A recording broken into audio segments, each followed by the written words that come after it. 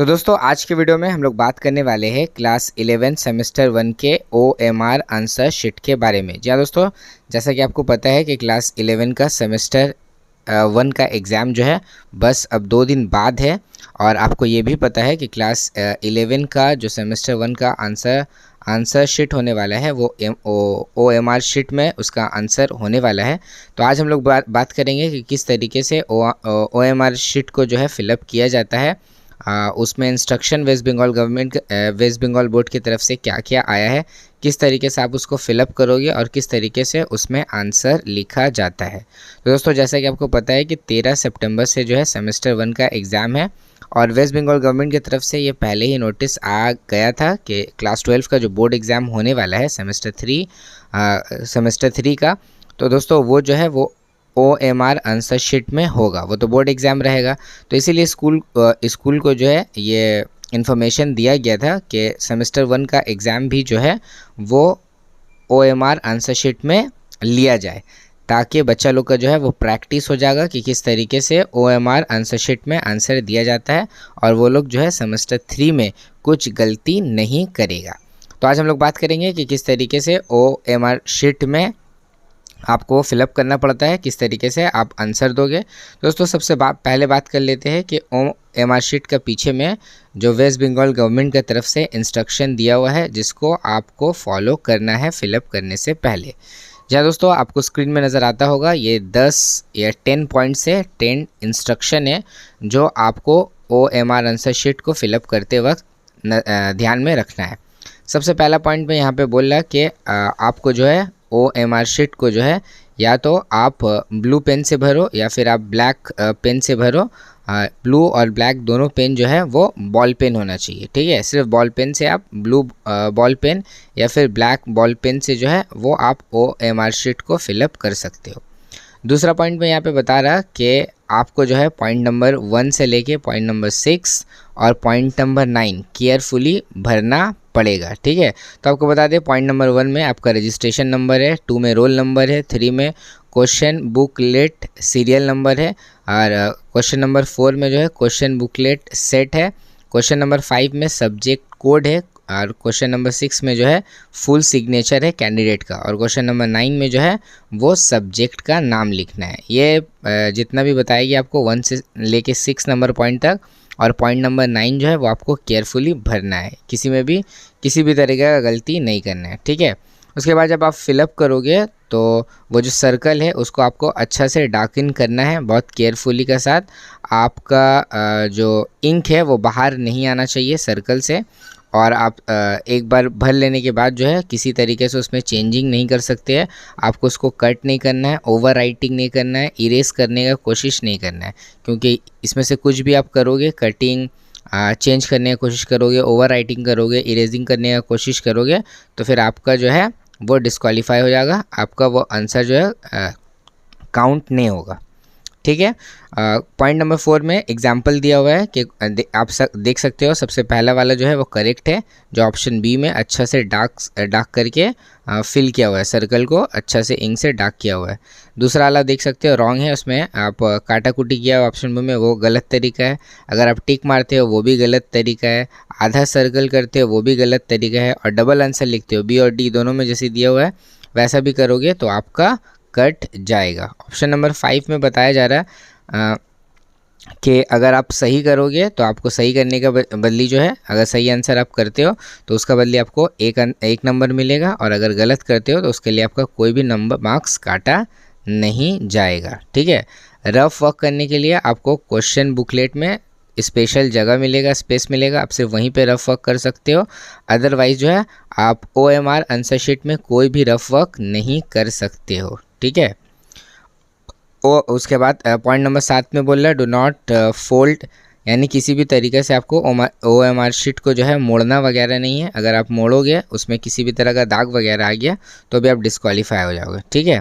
Question number 8 में लिखा हुआ है डू नॉट पुट एनी, किसी भी तरीके का जो है वो पेन का या किसी भी चीज़ का दाग जो है वो OMR आंसर शीट में जो है नहीं लगना चाहिए। ना फोल्ड कर सकते हो ना किसी भी तरह का दाग लगा सकते हो, ठीक है।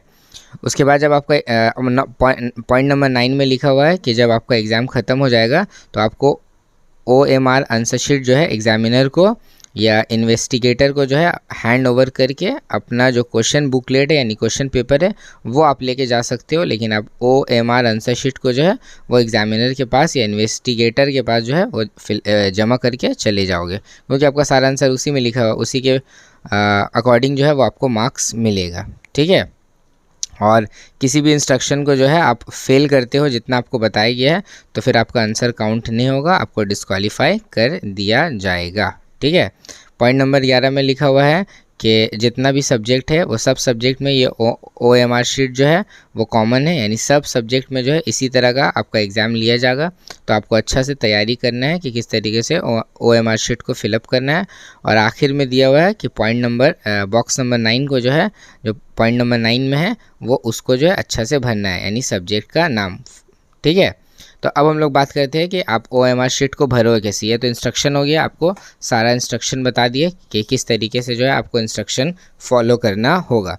अगर इसमें से कुछ इंस्ट्रक्शन आपको समझ में नहीं आया होगा, आपका कोई सवाल होगा तो आप नीचे कमेंट में पूछ सकते हो। उम्मीद करते हैं कि अगर आपको कुछ समझ में नहीं आएगा तो आपको उसका जवाब मिल जाएगा।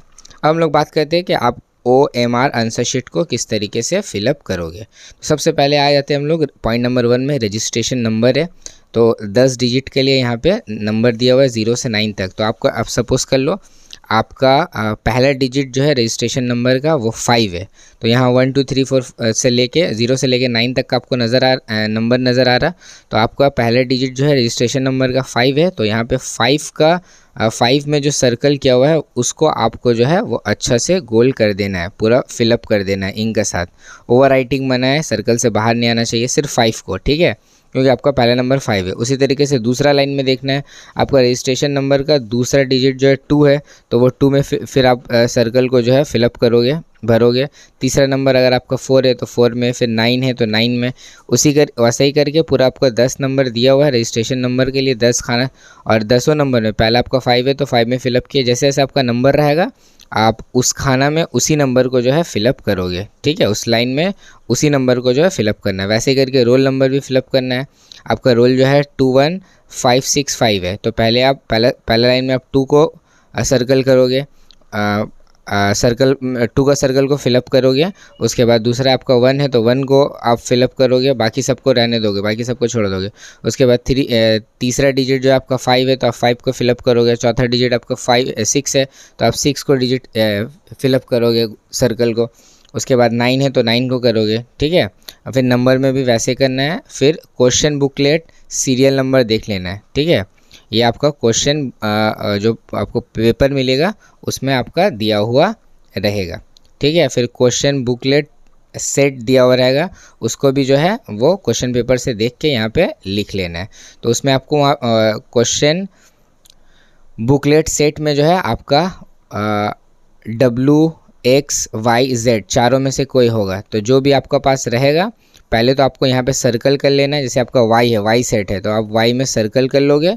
करने के बाद जो है ऊपर में बॉक्स का जो जगह दिया हुआ है वहाँ पे Y लिख देना है। ठीक है, उसके बाद सब्जेक्ट कोड है 4 डिजिट का आपको सब्जेक्ट कोड मिलेगा। तो फिर ABCD का जैसे समझ लीजिए इंग्लिश बी है, ENGB लिखा हुआ, तो पहले आप ई में सर्कल में आप फिलअप करोगे, फिर एन में करोगे, फिर जी में करोगे, फिर बी में करोगे। ऐसे करके आपको सब्जेक्ट बुकलेट नंबर को भी जो है वो फिलअप करना है। नीचे आ जाओ, full signature of the candidate. तो यहाँ पे आपको पूरा नाम लिखना है और नाम लिखने वक्त ध्यान रखना है कि आपका पहला लेटर जो है वो कैपिटल होना चाहिए, बाकी सब स्मॉल। पूरा जो आपका नाम है, नाम का पूरा आपका स्पेलिंग है यहाँ पे लिखना पड़ेगा। फिर full signature of the investigator है, यहाँ पे आपका कोई काम नहीं है। और सेंट्रल कोड यहाँ पे भी आपका कोई काम नहीं है, यानी पॉइंट नंबर 7 और पॉइंट नंबर 8 जो है वो इन्वेस्टिगेटर या एग्जामिनर फिलअप करेगा, वहाँ पे आपका कोई काम नहीं है। आपको 1 2 3 4 5 भरना है और उसके बाद 6 फिलअप करना है और उसके बाद सीधा 9 में चले जाना है। 9 में सब्जेक्ट का नाम लिखना है, कौन सा सब्जेक्ट का आप एग्ज़ाम दे रहे हो। उसके बाद क्वेश्चन नंबर जो 10 रहेगा, 10 में जो है आपको आंसर लिखना है। 40 क्वेश्चन के लिए 10-10 करके आप देखो ऑप्शन दिया हुआ है। आपका क्वेश्चन बुकलेट जो मिलेगा क्वेश्चन पेपर, उसमें पहला क्वेश्चन आप देखोगे, पहला क्वेश्चन का आंसर अगर सी है तो आप यहाँ 1 नंबर में ABCD 4 ऑप्शन दिया हुआ, तो आपको आंसर सी पता है तो आप सी का सर्कल में जो है फिलअप कर दो। दूसरा नंबर का आंसर जो आपको बी लग रहा या आपको पता है बी है, तो आप फिर ऐसे बी में जो सर्कल किया हुआ उसको आप फिलअप कर दो। ऐसे करके आपको पूरा 40 का 40 आंसर को जो है वो कंप्लीट करना है। तो दोस्तों उम्मीद करते हैं कि आपको समझ में आ गया होगा कि OMR शीट आंसर शीट को जो है किस तरीके से फिलअप करना है।